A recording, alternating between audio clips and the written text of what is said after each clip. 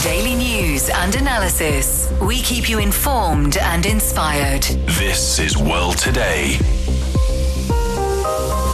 1 week into 2026, the year has begun with no less uncertainty.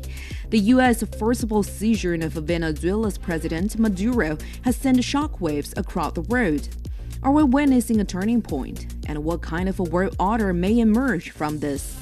Welcome to World Today, the panel discussion with me, Anna, in Beijing. It's been about a week since Venezuela President Nicolas Maduro and his wife were forcibly seized by U.S. forces, an account that has rapidly reverberated across global media and sparked intense debate far beyond Latin America. People around the world are asking fundamental questions. Is this abuse of unilateral power becoming a go-to tool for the United States? Are we witnessing the return of a might makes right logic in international affairs? And does this point to a 21st century revival of the Monroe Doctrine, one enforced not by diplomacy but by force? To explore these questions, we're joined by Anna Rosario Malindog-Uy, Director and Vice President for External Affairs at Asian Century Philippines Strategic Studies Institute, Cao Ting, Director of Center for Latin American Studies of Fudan University, Josef Mahoney, Professor of Politics and International Relations at East China Normal University. Ladies and gentlemen, I want to start by saying that even though this happened about a week ago, I personally still shocked. The forcible seizure of President Maduro isn't just a turning point in U.S.-Venezuela relations or U.S.-Latin American relations. It's opened a huge debate about international law, sovereignty, and intervention. So let me begin with a simple but fundamental question here. How would you characterize the nature of U.S. operation against Venezuela? Professor Mahoney, would you like to start? Well, I think there are three very brief talking points that just have to be clearly articulated. The first is that this is a violation of the UN Charter. It's an act of war, and it's absolutely imperialism and domination by a stronger power over a smaller one. Mm-hmm. Professor Malindog-Uy, how would you describe this? Yes, as far as I'm concerned, I agree with Professor Josef Mahoney that it was a U.S. invasion of Venezuela and illegal arrest and kidnapping of their president, Maduro. It is actually illegal and it's like an interference in the domestic affairs of Venezuela. And blatantly, it was a violation of international law, specifically a violation of the UN Charter. And also, it's a war against multipolarity and a multipolar world, because as far as I'm concerned, what I can see, it's not just about a violation of international law. It's also some kind of intervention vis-a-vis in a geopolitical sense that it wants to prevent further influence of China in that part of the world, specifically Venezuela. And also for me, as far as U.S. politics is concerned and the U.S. Constitution is concerned, I call it as an act of executive unilateralism. It's imperialism and colonialism in the 21st century. The kidnapping of Maduro is illegal precisely because there is such a thing as immunity as far as an incumbent head of state is concerned. And this is an absolute protected by international law. So this is really a violation of international in a glaring sense. And, U.S. act as if it owns the world in this case without any remorse or any kind of even regret. It's really like a classic imperialist move as far as its action against Venezuela was concerned. Professor Cao Ting, what's your take on this? Well, I agree with the other two professors. Acts of the United States constitute blatant trampling on international law and the international norms in the UN Charter. And the UN Charter has stipulated that the use of force is permissible only when authorized by the Security Council or in response to an armed attack. While through the domestic legislation, the U.S. has redefined certain cross-border military operations not as traditional warfare, but as law enforcement, thereby placing the framework of international law under the jurisdiction of the U.S. domestic criminal law. In case of Maduro's arrest, the U.S. leveled charges against him as a such as narco-terrorism conspiracy, claiming the military operation was launched at the behest of the Department of Justice of its country. Following the operation, Maduro was transferred to the U.S. District Court to stand trial. These accusations, I think, lack substantive evidence. They are, in a sense, an instrument of judicialization deployed to serve political and military objectives of the U.S.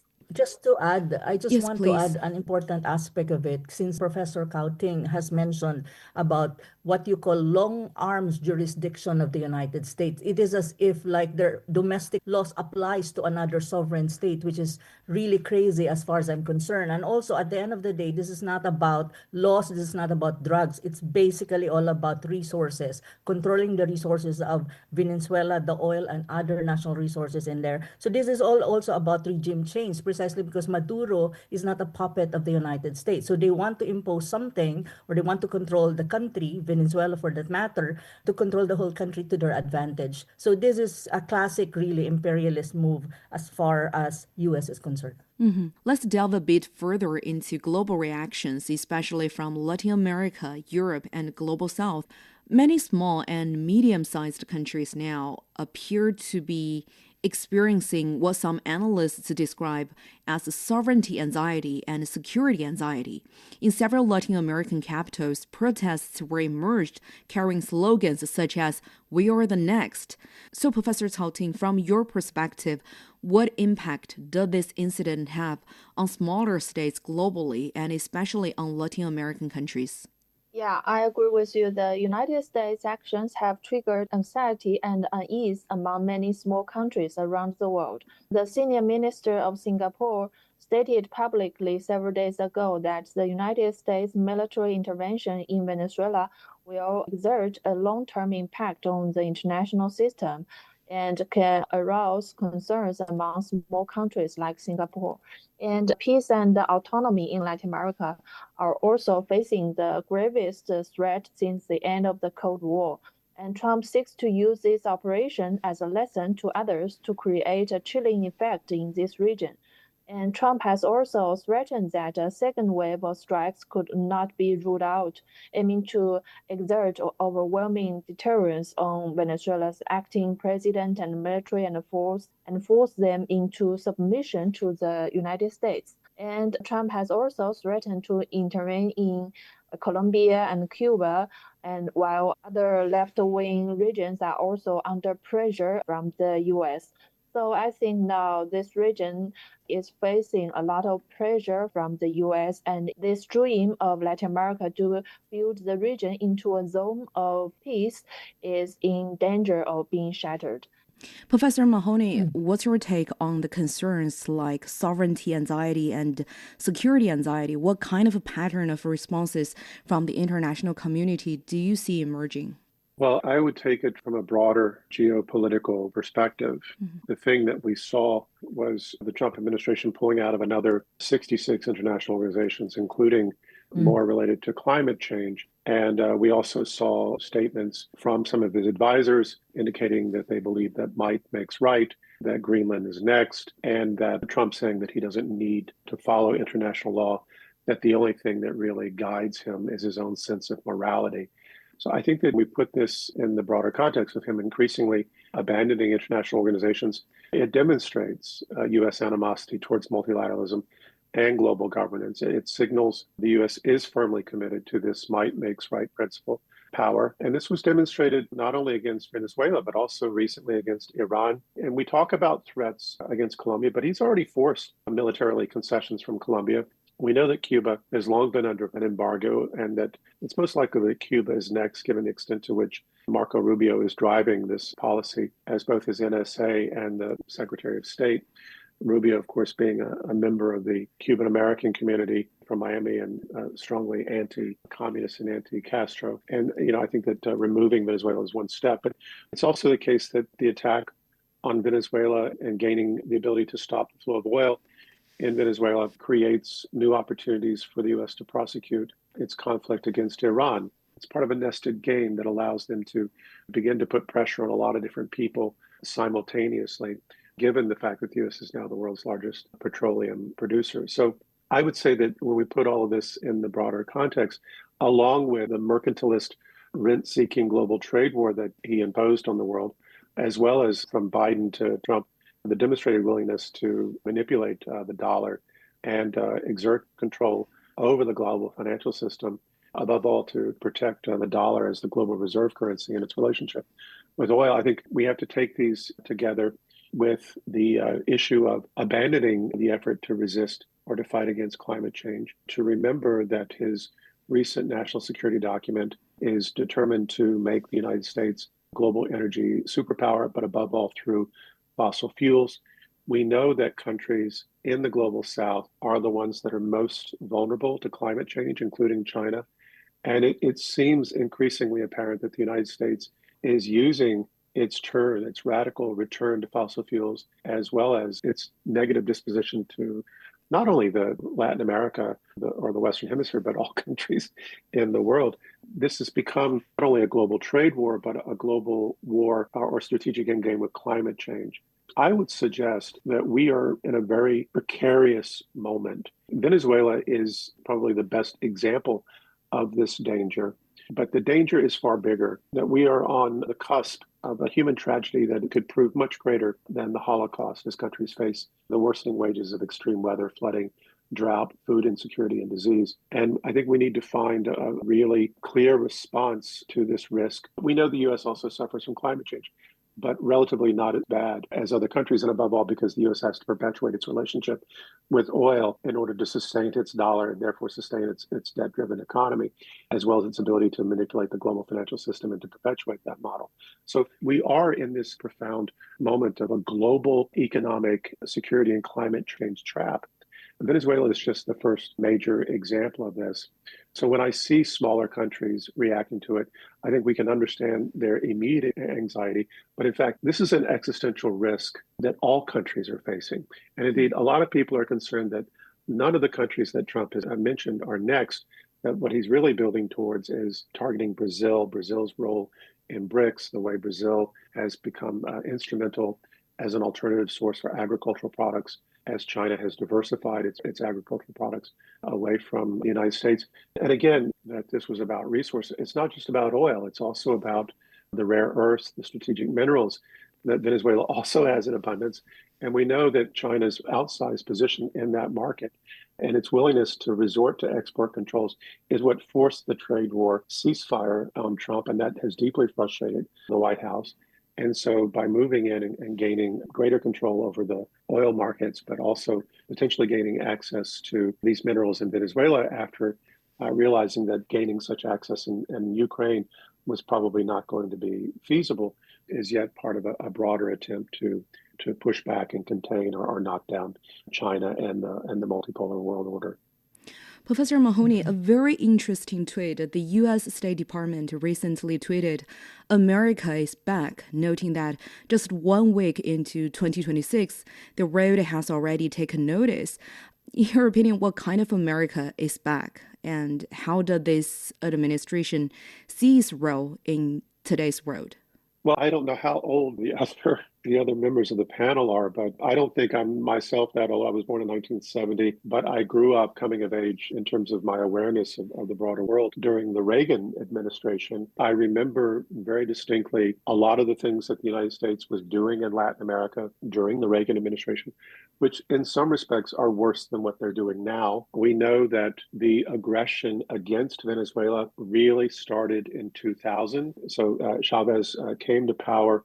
The U.S. kind of hesitated and hedged a bit, but if you remember the election in 2000, the George W. Bush election, you may recall that was decided ultimately by just over 500 votes in Florida. That election, that was out of nearly 6 million votes cast in Florida. So the entire U.S. election, given the way the Electoral College worked, came down to a mere 500 votes. And you may recall there was an extensive recount. One of the things that came out of that recount was the idea that Bush ultimately won the recount given the stalwart support of the Cuban exiles living in Miami who had voted for him over Al Gore. And that this is where you see this coincides with the sharp turn as Bush began to go after Chavez, began to support his opposition and even a coup. And of course, at that time, Chavez was trying to organize a broader South American union to resist American hegemony, was advancing relations with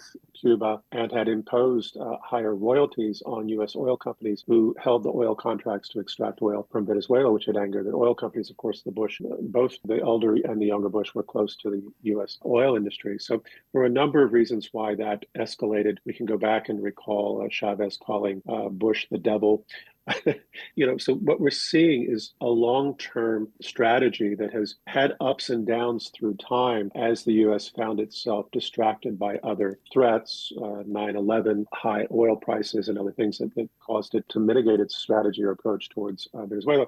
But since 2000, it's largely been aimed at trying to overthrow the socialist government of Venezuela. So I would say that this is really nothing new. It had its precedents going back all the way into the early 1800s. You had different presidents, Roosevelt, others who had their own corollaries to Monroe Doctrine, and now Trump. By the way, John Bolton, who was his NSA during his first term, clearly enunciated that the Monroe Doctrine was back. Of course, then Trump lost power. But then when Trump had his second inaugural address, he said it was back. And indeed, it was articulated clearly in the new national security document. But the point is, it's always really been here. It's just, I think, as you said in the intro, the U.S. has used different means from soft power or financial manipulation, the Washington consensus, and sometimes just outright military intervention in order to try to sustain or reinforce its hegemony over the Western Hemisphere. Mm-hmm.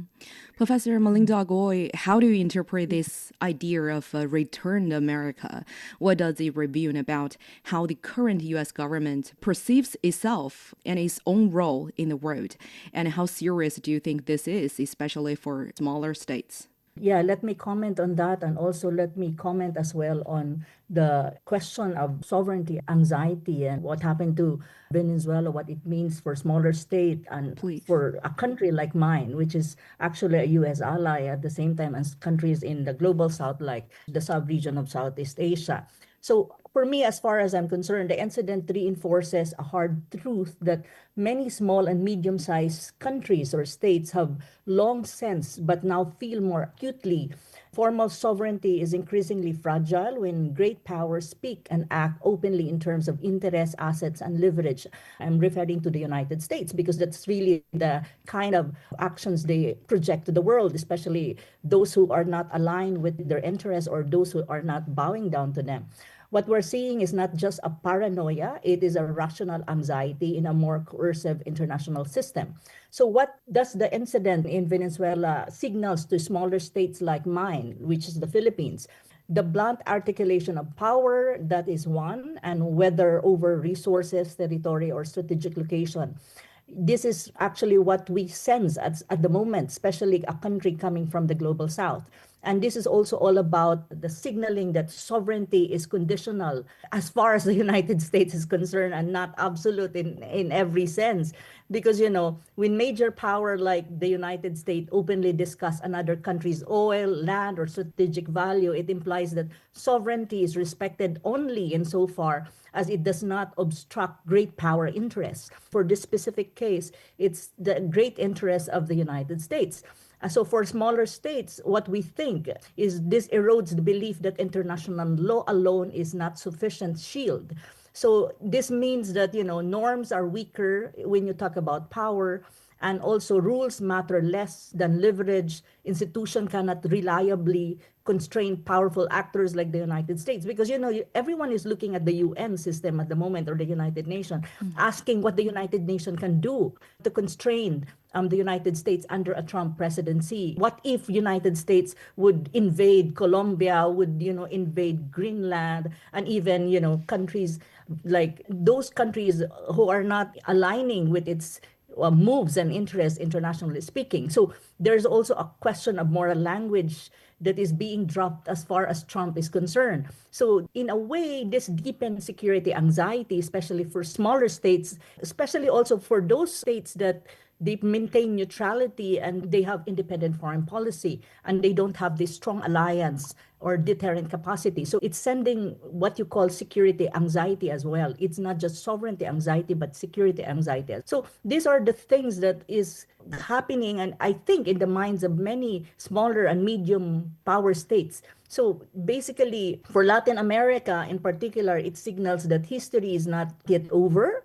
It was only rebranded as far as they are concerned, and that survival increasingly depends not on declaration of sovereignty, but how skillfully state navigate pressure, ambiguity, and power asymmetry in a very interesting global order at the moment. And as far as America is concerned, when you talk about the international community, as you can see, there are a lot of protests going on across Europe, even inside the United States, even people from India who also protested against the military actions of United States against Venezuela. You can see that people are perceiving the United States as a declining power that is suffering from anxiety, that is trying to grip on power and perceive dominance in the world, especially in the Western Hemisphere. That's the picture as far as I am concerned, and as far as my friends are concerned in Asia, how we look at the United States at the moment. So it is really a power, it's a major power that is trying to assert itself, yet it's losing at the same time. Indeed. Professor, I think you made a very crucial point, because this also creates a sovereignty paradox even for U.S. allies, be it the Philippines or Denmark, which depending on U.S. protection while risking sovereignty and resources. Professor Cao Ting, how do you interpret this? Because earlier, Professor Mahoney mentioned about the U.S. factor in Latin America, the Monroe Doctrine. Some say in the period of U.S. former President Barack Obama, the Monroe Doctrine was over, but under Trump, it seems very much alive. So what's new about this today, and how does this new Monroe Doctrine differ from the old one? Well, I think under the actual background of multipolarization, the target of the US has been a little different or has been expanded. It not only targets traditional European powers, but also explicitly takes emerging non-Western powers, just as Russia or China as key containment objects, aiming to prevent these countries from deploying forces or controlling strategic assets in the Western Hemisphere. And it directly takes the resources of Latin American countries as the target of its actions. For example, this time Venezuela, which has the world's largest oil reserves and became its first victim, and its issue as illegal immigration and fentanyl trafficking in Latin America, and also has been used as the pretext of the United States to attack other Latin American countries. So I think the U.S. has completely abandoned the disguised narrative of the old version of the Monroe Doctrine and reveals the selfish nature of its America first. It no longer covers up its desire from hegemony with high surrounding excuses, directly defines the Western Hemisphere as its absolute backyard and security zone, and treats the sovereignty of Latin American countries as a tool to serve its own interests. Professor Mahoney, a major concern we talked about from the countries around the world is whether we're witnessing the emergence of a dangerous new normal in international relations. What does this mean for other states labeled as the so-called problem regimes by Washington when we talk about the next victims? And where does their sense of security lie in the future? So let me back up and say that it was mentioned earlier that Obama had declared the Monroe Doctrine finished. But at the same time, we know that there were continuities, strategic continuities from Obama, although, Obama did try to moderate its position a little bit vis-a-vis Cuba, that this ultimately failed. It did not actually achieve significant results while he was in office. It's something he introduced late, and then it was immediately rejected by his successor, which of course was Donald Trump. We know that this term, it reminds me of George W. Bush, the idea of rogue states or rogue nations or the axis of evil. This has always been part of American discourse and American imperial efforts. I think the key here is that two or three things that have put the United States in a position where it has now explicitly targeted Venezuela. As I mentioned earlier, Biden expanded U.S. oil production by opening up what had been very highly protected lands in Alaska. And this is what made the U.S. the number one oil producer in the world. And Biden consolidated that, I would argue, by provoking and fighting a proxy war with Russia over control of energy markets in Europe and how energy is paid for. Europe was trying to get away from the dollar. This directly threatened the petrodollar and the power of the U.S. dollar as the global reserve currency, and therefore the entire U.S. economy. Now, the U.S. has made the strategic decision to increasingly withdraw from the Middle East, in part because, and to go back to 9/11, one of the strategic objectives of 9/11 was always to find a way to establish and sustain a massive U.S. military footprint in the Middle East to be able to lock down global oil supplies if a conflict erupted between the U.S. and China. This is what forced China initially to deepen its energy relationship with Russia.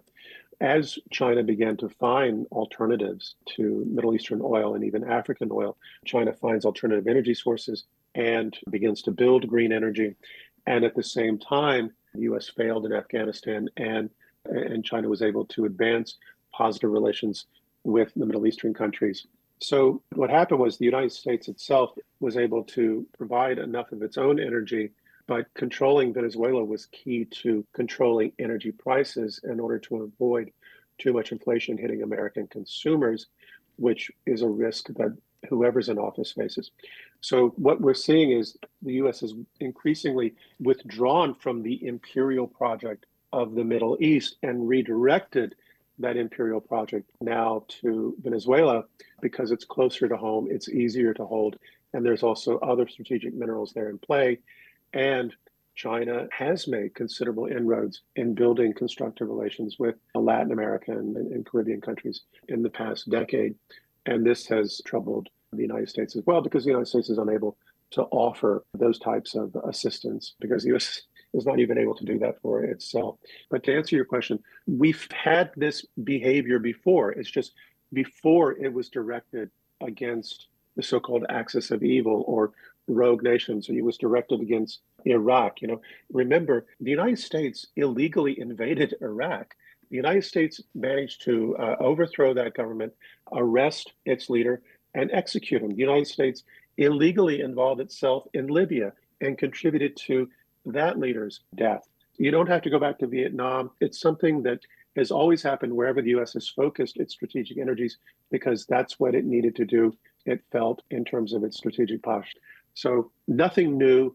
It's just directed in a new way with slightly different rhetoric. And where I would, again, disagree with the idea that Obama was somehow a nice guy, let's remember that it was Obama who continued the disastrous policies in Afghanistan and Iraq and did so, not just in those countries, but did so with drone warfare that killed a lot of women and children without putting American service members at risk. It's been despicable through and through. None of this is new. It's just the same game. I just think it's become a little more desperate as the conditions facing everyday Americans has become more desperate. And the United States is trying to not only distract people from their own problems, but externalize their woes and costs onto other people. Mm-hmm. Thanks, ladies and gentlemen, for your in-depth perspectives. Let's have a short break. Coming back, we'll continue our discussion on the aftermath of a U.S. forcible seizure of Venezuelan President Nicolas Maduro. Stay with us.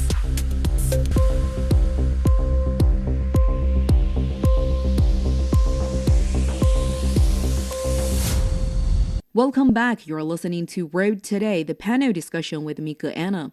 We've been talking about how the U.S. forcible seizure of Venezuela's President Maduro has altered the global landscape. Let's continue our discussion. Professor Mahoney, building on that, The Economist recently said that Trump's blunt honesty has made the road nostalgic for America's former hypocrisy, with Washington openly talking about Venezuelan oil and even Greenland. So how do you rate this bluntness about U.S., and what does that mean for NATO and U.S. allies who rely heavily on U.S. security guarantees while facing potential risks to territorial or resource integrity? There are two sort of responses to these. One of the responses is academic. We know, for example, that the great Italian Marxist Antonio Gramsci is the one who really introduced the world to the concept of hegemony that we use today. We often now use this concept in tandem. So hegemony or imperialism. And it was the British Marxist Hobsbawm who contextualized this perfect in his studies of Gramsci, where he said hegemony is the velvet glove that masks or hides the imperial fist within. The velvet glove uses culture or economics or soft power, various forms of manipulation or intimidation to tell people to do on their own accord what the power wants. This is rule or domination through consent, all right?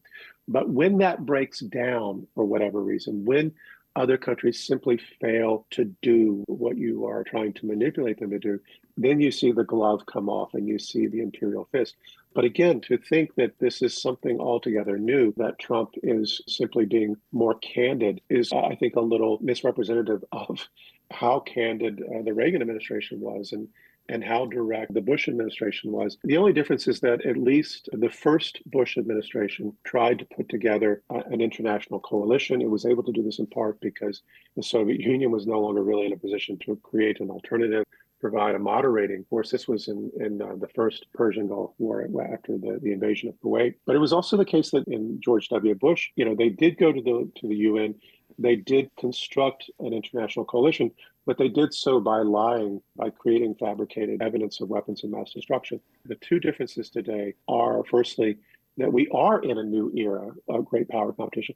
China is now a major power. That wasn't the case in the first Gulf War. It wasn't the case in the second Gulf War, but it is the case today, and it is part of the calculus that's taking place. The second issue is part of the problem that we have with Europe is that Europe has been complicit. The financial markets, the bond markets, a lot of the leadership, the elites have been complicit, not only with what's happening now in Venezuela, but also in Trump's tech war against China, implemented tech blockade against China, but also complicit in the genocide that was conducted against the Palestinians in Gaza. So there has always been this sort of European free riding or merely taking advantage or selling under the table the weapons or the systems that have perpetuated the same grave crimes that we see being committed by the United States. So where this becomes problematic for the Europeans, of course, is that Trump has also disciplined Europe. Trump has also imposed a devastating trade war on Europe after Biden had already dispossessed them of cheap energy.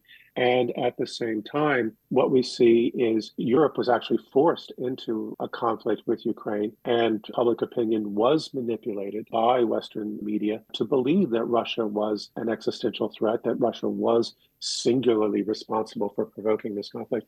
Now it's very difficult for the European populations and therefore their politicians to abandon a narrative that had been advanced by the Biden administration, that this was an act of aggression against the sovereignty of Ukraine, and that this was a threat against the entire system. And now that Trump is himself doing this, but at the same time forcing concessions on Europe related to Ukraine, you have this awareness that all the fictions that the European leaders have been either exploiting for their own gain, or the European markets that have been exploiting for their own gain, or that they have depended on for the political narratives that they've sustained them. These are all being exposed in very uncomfortable ways, while the United States is at the same time supporting right-wing movements against these various leaders.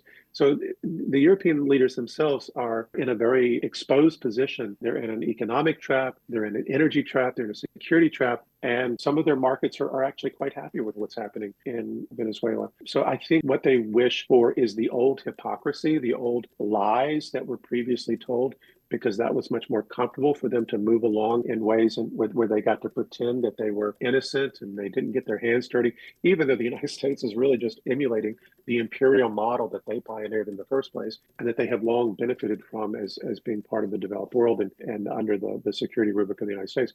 It speaks to really a darkness and evil, I think, in those hearts that would wish for the continuation of the old lies, aside from the difficult truths that they're now having to face, as the Western system itself is in a period of rapid decline. Indeed, when such a hegemonic power exists, no country, including its allies, can stand entirely apart. Now, ladies and gentlemen, let's look ahead to the future of the international order.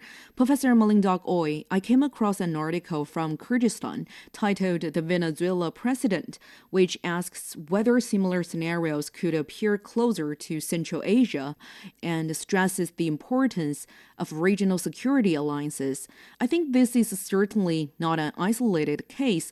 So do you think this incident will push more countries to rely on regional security mechanisms because global ones no longer feel reliable? Yes, I think I would say that many countries or different regions of the world, like for example, Asia Pacific or Southeast Asia or the Middle East, would be pushed more towards regional security coordination and cooperation rather than relying on a collective security, globally speaking, precisely because you have this what's going on and what you call moves and geopolitical moves of the United States, which is many countries in the world right now are very much quite afraid. You have this what you call anxiety going on, and they are seeing that. I actually agree with Professor Cao Ting that it's not anymore for America. It's America first as far as the world is concerned. So I think the push for regional security cooperation, may it be in defense and military among countries in different parts of the region,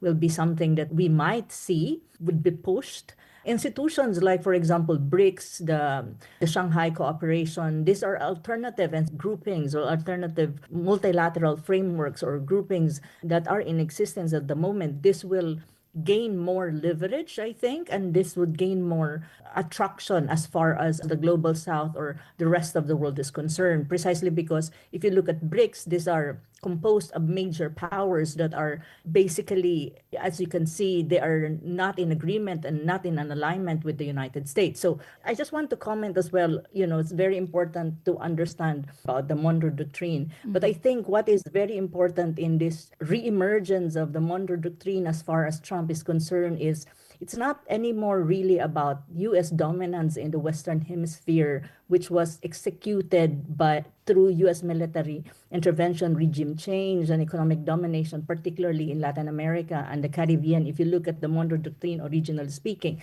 But, the Monroe Doctrine, in as far as Trump era is concerned, is quite alarming in many sense. This revived the doctrine in practice, not anymore even in terms of rhetoric. And it's not anymore focused actually in Europe or even not necessarily only in Latin America, but this is more about blocking alternative powers using sanction, economic pressure, and diplomatic coercion. Not necessarily direct intervention like waging war, but it's more really the economic part. He wants to have that dominance in the economic side. And this is actually also a reassertion of this doctrine under Trump. It's waging a war against multipolar world, because if you look at the world right now, there's such a thing as an emergence of a multipolar world, and the era of a unipolar world dominated by the United States is ending, because the United States really is a declining power. As you can see, what's America doing that makes people and makes other countries really anxious? It's not anymore about only colonialism. This is really a wage of trying to prevent an emergence of multipolarity. This is some kind of dangerous or alarming to a greater extent. And for me, the way I see it, countries in the world, especially region, we will see more, probably regionalization would be emerging as far as security and defense is concerned. Well, in my part of the world, Asia and Southeast Asia, like for example, regional organization like ASEAN probably right now is thinking, how are we going to protect ourselves if in any case the United States will be on us and will do something against us, may it be in economics or in security part. So, but of course, Southeast Asia is very much have good relation, I think, with China and even with other major powers in the world like India. So this is what is going on at the moment. But the bottom line is United States, the concern there is how the international community will be able to some extent restrain the United States. That is a big question for everyone at the moment, because right now it's like a hegemon. It's still a hegemon in to a certain extent, but it's like a hegemon that has no restraint. It doesn't care about international relations. It doesn't care about international law.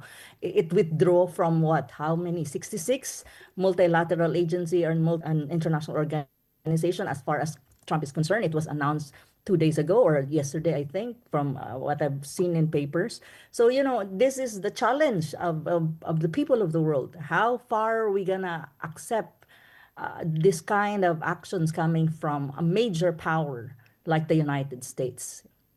That's indeed a crucial point. Professor Cao Ting, what's your assessment on the future of the international order? Do you think this incident will push more countries to strengthen regional collective security mechanisms as a form of self-protection?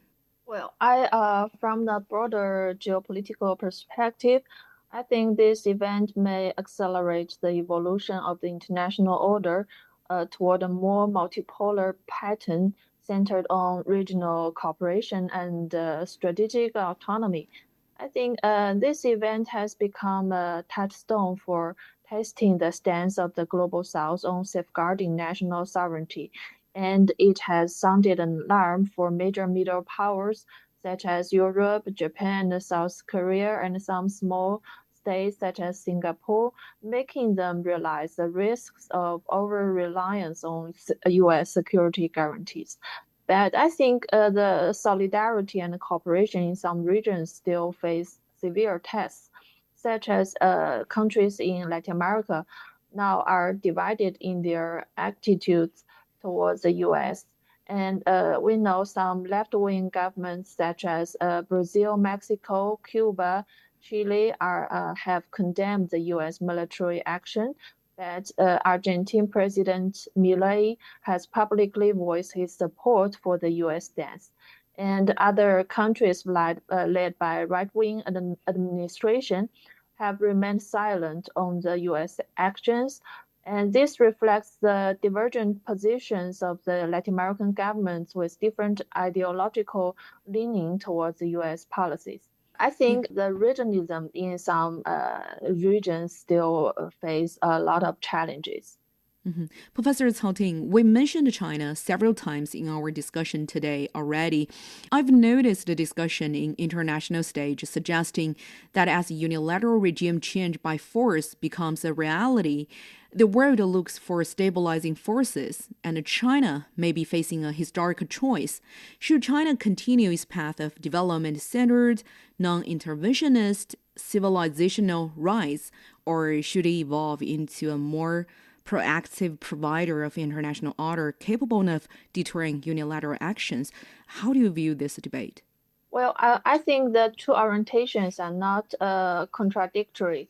Instead, I think they reinforce each other to serve China's long-term goal of promoting a more equitable, multipolar world. And I think now China remains the world's largest developing country, and development is still the top priority to address domestic challenges. And a development-centered foreign policy ensures that China's external strategies serve its domestic modernization drive. So China has to avoid the trap of overextending military or diplomatic resources. So unlike the U.S. rule-based order that imposes its value unilaterally, China's approach emphasizes sovereignty, equality, and mutual respect. I think this has also won the recognition from countries in Latin America, Africa, and Southeast Asia. And I think China does not need to abound its civilizational rights to be a proactive defender of the international order. On the contrary, I think it is precisely by adhering to the principles of non-intervention, mutual benefit, and multilateralism that China can provide a new type of international order leadership, one that contrasts with the U.S. hegemonic order providing model. This leadership will not only help deter unilateral actions, but also accelerate the formation of a more equitable, multipolar world where the sovereignty and the interests of all countries, large or small, are respected. Professor Mahoney, how do you view this growing discussion that China is being pushed to the forefront by external situations rather than by its own choice? I think there are a couple of issues. The first is the United States has recently provoked China, the proposed $11 billion weapons sale to Taiwan. And we believe the U.S. has encouraged the return of militarization or militarism in Japan, as well as the sort of rhetoric that we've heard from the new prime minister about some sort of security alliance with Taiwanese separatists. And we know that China has interest in Iran.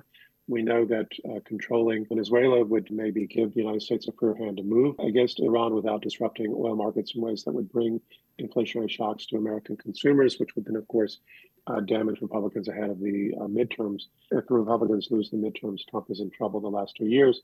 But of course, when U.S. presidents get in trouble domestically, they tend to act more dramatically or radically in foreign affairs where they face very few constitutional restrictions. So all of this is a situation that I think is a little more dangerous than we might recognize. And certainly the people who are responsible for strategic thinking in Beijing, they are looking at every different component and thinking very, very carefully. That said, I would suggest that what we saw with the trade war, what we see in Venezuela, what we have seen with the strategic failure of the United States in Ukraine, the failure of the U.S. in Iraq, the failure of the U.S. in Afghanistan, we are seeing the limits of American power. One of the fictions here is that the United States has not actually defeated Venezuela. It has not actually occupied Venezuela. It is not actually imposing its will directly. It is threatening. It has, yes, taken some extraordinary actions. The Venezuelan people are facing grave risks right now, but to what extent can the U.S. actually impose and get what it wants? To what extent can it force the Venezuelans to sell oil through American companies that they don't want? To what extent would those oil companies not be subject to militant attacks or rebel attacks within Venezuela if this moved forward? So I'm not really sure that what the U.S. has done is actually going to achieve even its strategic objectives in Venezuela, because it hasn't really achieved strategic objectives anywhere else. And instead, we continue to see the decline in that capacity. So, this threatening all the different countries, I think that we don't want to be in a position where we're just going to wait them out. We don't want to be in a position where we're going to encourage the United States to prove that it can kill people in Venezuela. But at the same time, I don't think we have to take a defeatist or capitulationist, altogether fearful approach to it. I think with even a small amount of international solidarity and resistance, the U.S. project will fall apart because indeed, as I've already argued, this is already a desperate attempt by the United States to buy itself a few more years at the top. Whenever you get this desperate and this blatant, and you risk these types of risks, which the U.S. is increasing risk for itself, we can talk about the strategic risks that it's posing for other countries, but these are also risks for the U.S. So the extent to which the U.S. continues to go down this road, and the extent the rest of the world either resist or says, okay, prove it, U.S. Prove what a nasty country you are. Show us how you're going to kill women and children. Show us how you're going to starve people to death. I think at that point you begin to see the U.S. having to step back from the brink, because I don't think American voters or the American people are that evil. I don't think that they will ultimately support that type of government, or at least that's what I feel and hope. So I'm not optimistic in a broad sense. I think we are on the cusp of something very dangerous, but at the same time, I don't think the U.S. can really achieve what it aims here. And sooner or later, this falls apart. Let's hope that when it does fall apart, it doesn't spark a wider war. But as China is itself thinking about how to respond, or whether or not China needs to take a more militant or activist approach, I think China has to be very careful not to be drawn into conflicts that will likewise expose China to greater vulnerabilities, or demonstrate the limits of China's geostrategic position, or undermine the goodwill that China has among other nations who appreciate the fact that China is not an aggressive imperial nation that doesn't involve itself, one that doesn't involve itself in other countries. So your question gets right to the point. Should China play a more proactive or militant role internationally? I would suggest that China should play a role. I would suggest, firstly, that I have a great faith in the intelligence and the strategic thinking of the leaders in Beijing. And so whatever they do, I'm going to probably strongly support. Speculating what they might be able to do without getting stuck in a downward spiral with the U.S. which serves no one's interest. I think they can reinforce global solidarity through organizations like BRICS. They can ensure that India, Brazil, Russia, Iran, South Africa, others, India are all together on the same page, and they're firmly resisting these types of behaviors. I don't think the UN is going to offer any sort of relief in so much as the US is able to block things there, given its role in the UN Security Council. But it's clear that some type of global resistance, as well as pointing the finger, but at the same time saying to the US, if this is the road you want to travel, show us how dirty, how evil you are, and see how far you can carry that before your own people turn against you, as well as the rest of the world. That's an important observation. Professor Malindog-Uy, what's your last assessment on this? How do you interpret the argument that China is increasingly being pushed into a more prominent role by current political landscape? Yeah, that's a very good question. And I think this is very important as well, for China and even for the rest of the world and for the global South. Because if you look at the global South and if you look at the global developing economy at the helm at the moment, to be very honest, especially when you talk about the rise of Asia or Asian century, it's China. And China is in the middle of all of these things. And I think there's also a pressure as far as China is concerned. So this debate actually reflects a genuine strategic crossroads for China, but it is often framed too simplistically, as if Beijing must choose between moral restraint and hard power activism. In reality, China should not, at least as far as well, if you ask me, China should not choose between non-intervention and intervention. Should reflect or decide in terms of how visible, how institutionalized, and how risk-accepting its power should become in a system where a unilateral force like this assertion of the United States of trying to prevent a multipolar world to emerge as per the unipolar where it dominates is re-emerging as an accepted tool. So for me, in terms of, if you look at China, China, as far as my observation is concerned, and I am in Beijing and I observed what's going on in China. For me, the way I see it, China is still at the moment, and I think it will continue the path of being focused and being development centered. And of course, it will always stand on the principle of non-interventionist approach. And thus far, as from my observation, it has delivered three strategic advantages. First is legitimacy in the global South. China is seen as a power that rose without invasion, regime change, or ideological export. I think this is established in history, that China is not a major power that will invade or will colonize any country, because it experienced colonialism as a country as well. And the second point, I think, is strategic patient. I think China is very patient. It prioritizes growth, economic and prosperity, and as far as its neighbor is concerned, many countries in the world, even especially the Asia Pacific region, benefits from China's economic progress. And China has this, from my observation, it always has this kind of perspective that it avoids imperial overreach or the classic trap of a rising power, because China is a rising superpower. And I think when you talk about moral contrast in a world of coercion, it exercises restraint, and also it tries to be a benevolent, a major power by helping other developing countries across the world. So in a way, at the moment, there is indeed a challenge of how China will position itself amidst what is going on right now, and vis-a-vis what the United States is doing, not only in the Western Hemisphere, but even across the world. So there is a bit of a pressure as far as on China. But I think, as far as I'm concerned, China is not being asked to abandon its civilizational rise. It is being asked to update it. And I think the historic choice is not whether China becomes a hegemon, but whether it becomes a guardian of restraint in an age of coercion, especially U.S. coercion.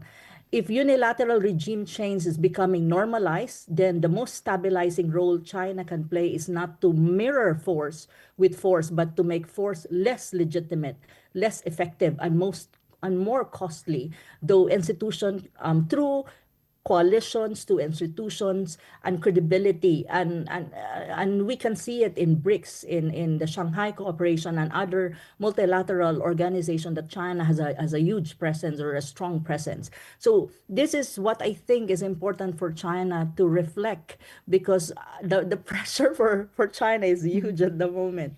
Thanks to all of our panelists for those valuable insights. Anna Rosario Malindog-Uy, Director and Vice President for External Affairs at Asian Century Philippines Strategic Studies Institute. Cao Ting, Director of Center for Latin American Studies of Fudan University. Josef Mahoney, Professor of Politics and International Relations at East China Normal University. That's all the time for this edition of World Today. I'm Anna. Thank you so much for listening. Bye for now.